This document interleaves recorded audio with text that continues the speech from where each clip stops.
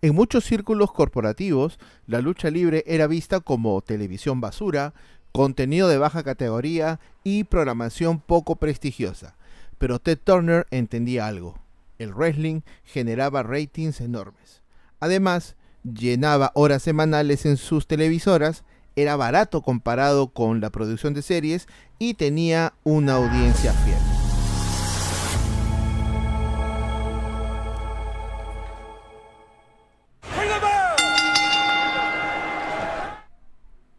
¿Cómo están, amigos? Bienvenidos una vez más al canal de YouTube de Wrestling y Punto. El día de hoy, como cada jueves, un nuevo episodio del programa en donde repasamos, comentamos y recordamos un hecho, evento o semblanza relacionada a algún personaje de nuestro deporte espectáculo, sin importar las siglas ni los colores. Antes de comenzar, no se olviden de seguirnos en nuestras redes sociales, en Facebook, en Instagram y sobre todo en TikTok. Bueno, para entender el wrestling hoy, en el 2026, hay que entender que Ted Turner fue posiblemente el único hombre que tuvo el poder y el dinero suficiente para hacer temblar a la WWF de Vince McMahon. Su aporte no fue solo financiero, cambió la forma en que se consume la lucha libre profesional hasta nuestros días. Ayer, 6 de mayo del 2026, a sus 87 años, Ted Turner pasó a la eternidad. Sin Ted Turner, la WWF no hubiese mejorado su producto y hubiese seguido en la mediocridad. Así que hoy en el programa vamos a conversar un poco sobre el efecto de Ted Turner en la industria del wrestling. Así que comencemos.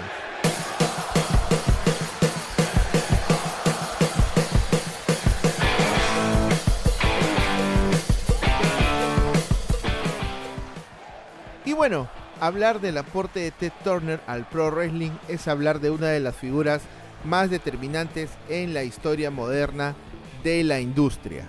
Sin Ted Turner, probablemente el wrestling jamás habría alcanzado el nivel de exposición televisiva global que hoy tiene y que tuvo mayormente su boom en los años 90. Ahora, no solamente Ted Turner tenía al wrestling entre sus bienes más preciados. Ted Turner fue el arquitecto de la televisión por cable moderna. Sus canales principales fueron el Cable News Network, o como todos los conocen como CNN, creado pues en 1980, que fue el primer canal de noticias 24 horas. Luego tiene a TNT y a TBS, plataformas donde el wrestling pues actualmente vive, ¿no? Todavía en sus cadenas. Cartoon Network, fundado en 1992, un canal que se basa única y exclusivamente pues en tener dibujos, animaciones, como los Picapiedra, Scooby-Doo y entre otros, ¿no? Y bueno, la que todos conocemos por historia, porque estamos inmersos en este negocio, que es WCW. Pero antes de que existiese World Championship Wrestling como rival seria de WWF, la empresa era básicamente una promoción territorial del sur de los Estados Unidos. Cuando Ted Turner la compra en el 88, lo hace porque era gran fanático de la lucha libre y porque entendía algo clave, ya que era un hombre de negocios. El wrestling llenaba horas de televisión con ratings bastante sólidos y tenía un costo de producción muy bajo. Pero hay un suceso que marcó el inicio de Ted Turner, revolucionando a la industria del wrestling en aquel momento. Y es lo que se conoce como el Black Saturday. Que decir verdad es uno de los momentos más importantes y a su vez más subestimados en la historia del wrestling televisivo. Y para entender la reacción de Ted Turner hay que entender primero qué representaba la lucha libre sureña para la audiencia de TBS. Ya habrán escuchado este término de la lucha libre sureña en muchos podcasts, en muchos reels, en TikTok. Pero vamos a explicarlo aquí rápidamente. Cuando se habla del estilo sureño del wrestling en los Estados Unidos, se habla de una filosofía completamente distinta a la que popularizó Vince McMahon con WWF en los años 80. no era solo una forma de luchar, era una manera diferente de presentar el wrestling. Y ahí está la clave, el wrestling sureño era más real y no era solamente un solo territorio que tenía esta filosofía, eran varios. Obviamente estaba Georgia Championship Wrestling, Mid-South Wrestling, Championship Wrestling from Florida. Dichas compañías presentaban al negocio como que una pelea, por ejemplo, era algo serio entre dos hombres completamente fuertes, completamente duros. Al ser seria había menos posibilidad de tener personajes de caricatura y había más intensidad emocional en cada combate. Por eso los fans sureños conectaban tanto con los luchadores, ya que creían en los personajes y odiaban genuinamente a los heels. Pero ¿cómo era ese estilo sureño? El estilo sureño es basado en promos intensas y hasta cierto punto violentas.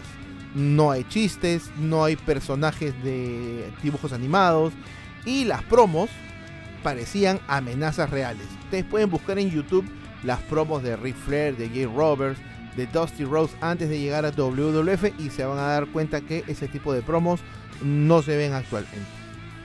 Dusty Rhodes, digamos que fue el representante por excelencia del estilo y del alma sureña.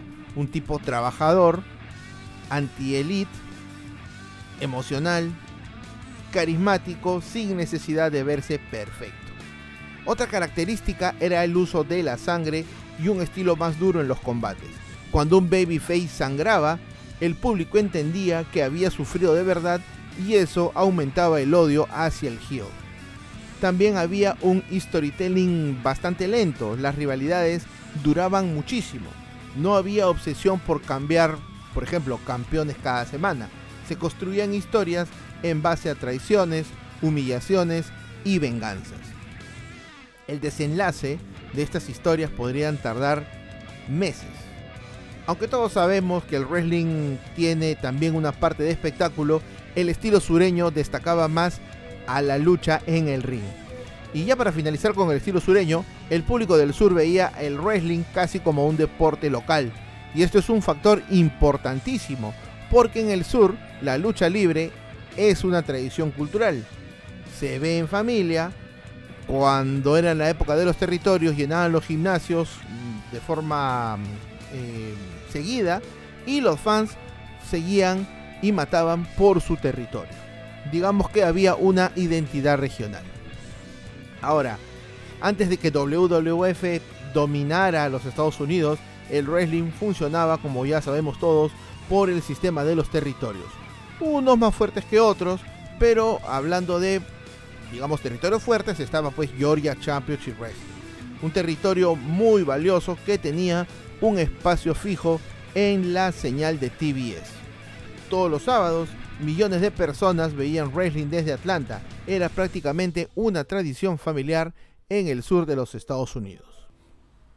Las características del programa de Georgia Championship Wrestling era que estaba con promos intensas, lucha más deportiva, un storytelling clásico y el uso de sangre. Y Ted Turner adoraba este estilo. Él veía a la lucha libre como parte de la identidad de su cadena. Entonces aparece la figura de Vince McMahon, el Vince McMahon que todos conocemos. En 1984, Vince estaba expandiendo WWF nacionalmente y quería destruir el sistema de territorios que al final lo logró. Para hacerlo necesitaba tener horas en televisión nacional. ¿Cuál era la solución? Comprar el horario de Georgia Championship Wrestling.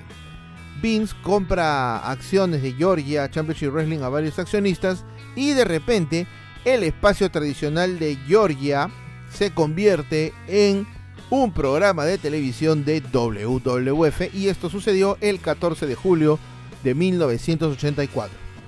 Imagínense ustedes, ¿no? Ustedes van a ver su programa de Georgia Championship Wrestling. Están acompañados de la familia. Están en el sillón, con su café, su canchita, sus piqueos por ahí. Ponen TBS, muestran el intro del programa y tras la presentación habitual aparece Vince McMahon. La audiencia quedó atónita después de ver a Vince en la televisión. Pero ustedes se preguntarán, ¿por qué la audiencia odió tanto este cambio? Bueno, hay que ser honestos, hay que ser sinceros. WWF en esa época era completamente distinta. Tenía personajes caricaturescos, había menos lucha, el show era de una producción, digamos, más completa, y el estilo que se marcaba del programa era un estilo más infantil. Para la audiencia sureña, aquello que vieron en sus pantallas fue una invasión cultural. Muchos fanáticos llamaron furiosos a la estación para poder reclamar qué era lo que estaba pasando, por qué no estaba la programación habitual y por qué estaba el show de WWF en sus televisoras. Los ratings cayeron, la reacción de los fans fue brutal. No era solo tener otro programa de wrestling. Los fans sureños sentían que les habían quitado su producto. Con esta reacción del público, Ted Turner se molestó muchísimo con Vince McMahon. Pero no porque Vince comprara legalmente el horario. O sea, él compró el espacio televisivo y él podía poner lo que él quisiera en ese espacio. La molestia vino porque Ted Turner sentía que WWF no entendía a la audiencia de TBS. Además, Vince McMahon cometió un grave error. Empezó a mandar programas grabados y lamentablemente pues estos programas no mostraban mucha lucha competitiva y no había nada de exclusivo para TBS. Turner quería el wrestling para su canal y no quería un contenido reciclado. Ted insistió de que Vince había engañado a la audiencia sureña y se quedó con esa espina clavada.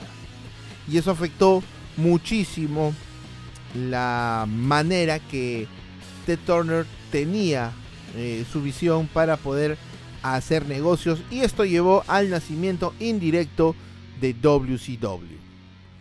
El fracaso de WWF con los ratings bajos en TBS abrió una puerta muy grande.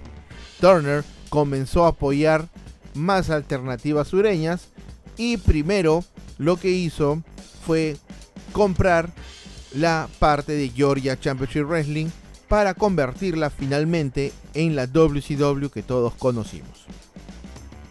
El Black Saturday fue el momento en el que Ted Turner decidió enfrentarse seriamente a Vince McMahon.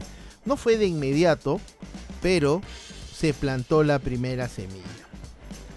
Vince terminó vendiendo el horario nuevamente a sus dueños habituales, y años después Ted Turner acabaría comprando la compañía.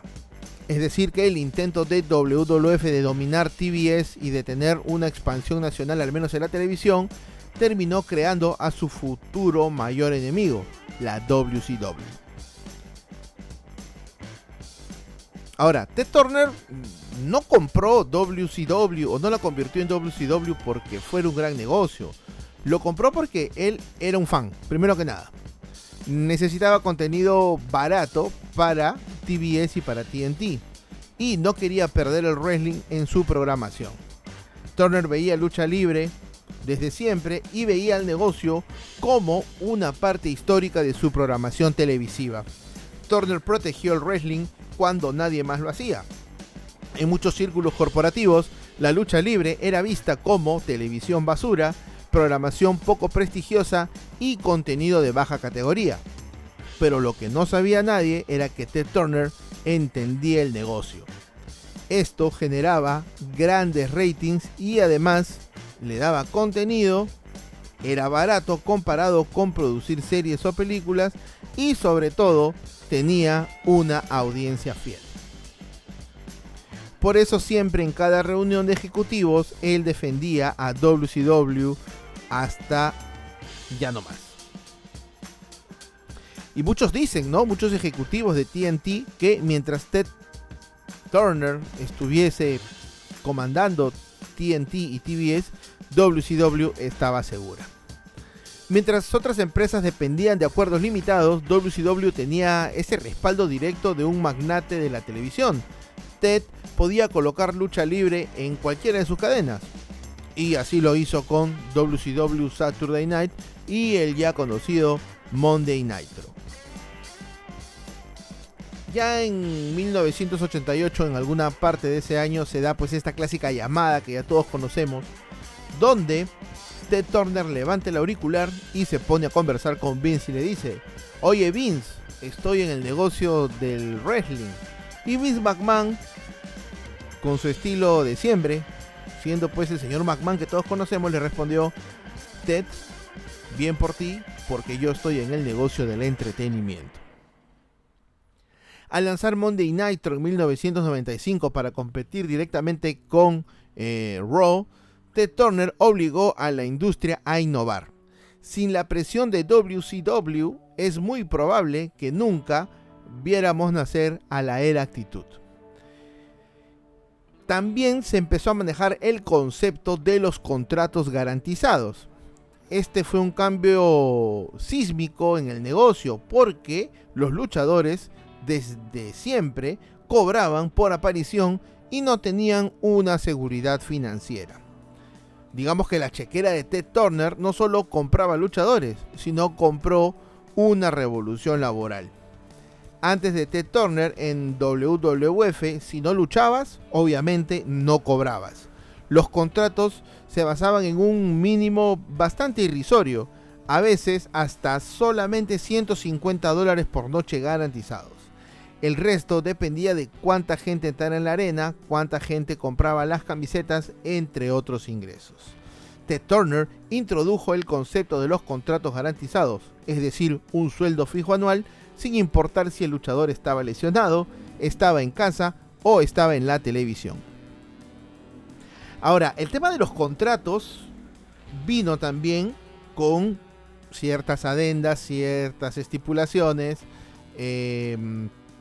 donde daba el acceso al control creativo. Hogan y Kevin Nash, Scott Hall, entre otros, tenían el poder de decir no para poder perder una lucha o para negarse a participar de una historia.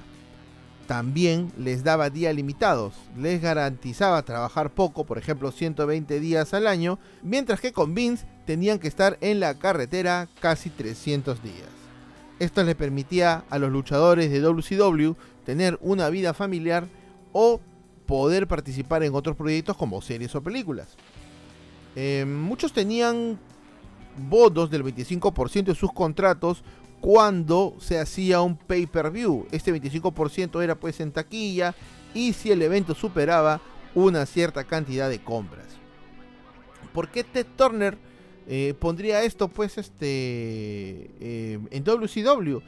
Es que también él veía que WCW no era un negocio que debía dar ganancias por sí solo de inmediato. Para él era seguir produciendo este contenido a bajo costo para TNT y para TBS, y ganar también pues con los anunciantes, ¿no? Por ejemplo, un capítulo de una serie en TNT o en TBS costaba un aproximado de 1 o 2 millones de dólares por capítulo. Un show de WCW de 3 horas costaba la mitad y generaba ratings masivos. Para Ted Turner, pagarle, por ejemplo, un porcentaje de esa taquilla a Hulk Hogan era una inversión de marketing. Y ahora, obviamente, en el otro lado, en WWF, la gente le empezó a exigir a Vince ganar pues lo mismo, ¿no? Vince tuvo que empezar a pagar contratos garantizados para no perder, por ejemplo, a Shawn Michaels o al Undertaker.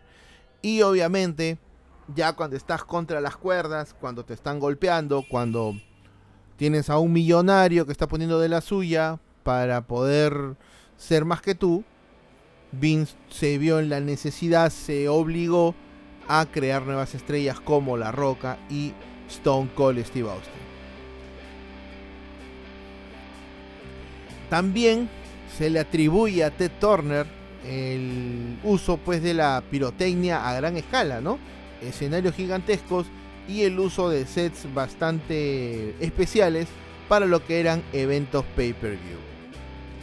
También, gracias a TBS y a TNT, el wrestling llegó a hogares que antes no tenían acceso a las promociones territoriales, convirtiendo a figuras como Sting o Ric Flair en íconos globales.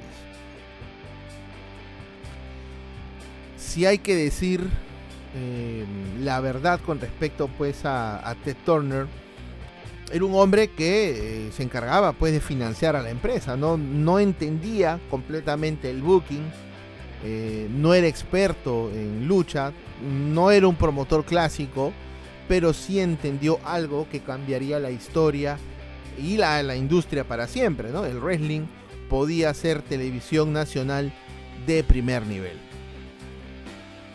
Y ya para poder cerrar con respecto a este episodio, siempre se habla pues de los celos, rivalidad entre Vince y Ted Turner, ¿no? Yo creo que era una mezcla de envidia, por ahí resentimiento, por una rivalidad de clases bastante marcada. Para Vince, y esto lo he dicho en varias entrevistas, Ted Turner representaba todo lo que él despreciaba. Y al final, bueno, terminó siendo alguien parecido, ¿no? Por ejemplo, para Vince, él siempre se vio como el hombre que luchó por cada centavo para poder expandir a WWF. Él veía a Ted Turner como un niño rico que heredó un imperio de vallas publicitarias y que usaba el dinero de una corporación gigante para jugar al wrestling. A Vince le enfurecía que Ted Turner pudiera perder $50 millones en un año con WCW y estar como si nada, mientras que él no podía darse el lujo de perder esa cantidad porque WWF quebraba. Ted Turner, por ejemplo, era un magnate aceptado por la élite, tenía CNN, se codeaba con presidentes y era un filántropo bastante respetado. Vince McMahon, a pesar de su éxito, siempre fue visto por los medios tradicionales como el tipo de la lucha libre, y en algunos medios y en unos años en los Estados Unidos, el negocio era considerado sucio o entretenimiento para la clase baja. Así que bueno, se nos fue Ted Turner, se nos muere una parte del negocio, pero se agradece el aporte que tuvo con WCW. Ahora la pregunta que muchos se harán: en algún momento a futuro Ted Turner podría ser inducido al Salón de la Fama. Yo creo que sí, porque Vince McMahon ya no lidera WWE hace mucho tiempo y está en manos de TKO, de Endeavor, poder de repente enterrar el hacha, ¿no? Porque al final siempre esto se vio como una rivalidad. No se puede negar eso, pero tampoco se puede negar que Ted Turner utilizó todo lo que él tenía para poder lograr el éxito en WCW, que lo tuvo, pero él es un empresario. Al ser un empresario, no puede estar todo el día en WCW. Tienen cadenas, equipos de béisbol, etc. Y obviamente pues todos sabemos ya qué pasó con WCW, pero no fue culpa de Ted Turner. O sea, Ted Turner le dio las herramientas a los encargados de WCW para que ellos puedan gestionar de mejor forma el talento, y se fue al cacho, pues, ¿no? Se fue al tacho. Ya saben lo que pasó, ¿no? Pero bueno, Ted Turner ha partido de este mundo. Nuestras oraciones para que su alma pueda descansar. No habrá como Ted Turner. Y aquí va una crítica para lo que ayer pude ver en Dynamite, ¿no? En Dynamite se le hizo un homenaje de 10 campanazos. Pues salió pues el señor Schiavone, que parece que se olvidó que trabajó por mucho tiempo en WCW, se olvidó que trabajó por mucho tiempo en Georgia, que se olvidó que trabajó muchos años para la empresa de World Championship Wrestling. Y bueno, obviaron, pues, ¿no? El nombre, ¿no? No sé por qué. No tengo idea por qué. Sting, bueno, no hizo lo que hizo, pues, Schiavone. Pero más que nada, a mí me dieron a entender que Tony Khan o el alma de Ted Turner ha reencarnado, pues, en Tony Khan, pues, ¿no? No hay nivel de comparación. Como dice mi padre, no le llega ni a la pezuña Tony Khan a Ted Turner. Porque Ted Turner no jugaba a ser Booker. No era Kiko. Porque su pelota él juega en la posición que quiere. No, señor Khan. Usted no es Ted Turner. Su nombre tendrá la letra T, pero no sea tetudo tampoco. No sea tetudo. No piense que tener un segmento de 10 minutos donde se le menciona a usted 3 o 4 veces es pasarle la mano, pues, a la memoria de Ted Turner. No es así, señor Khan. No es así. Ni crea que está cerca de ser lo que fue para la industria un Ted Turner. Así que descanse en paz, Ted Turner, y nos encontramos la próxima semana. Un abrazo para ti y un abrazo para todas las personas que nos escuchan. Se cuidan.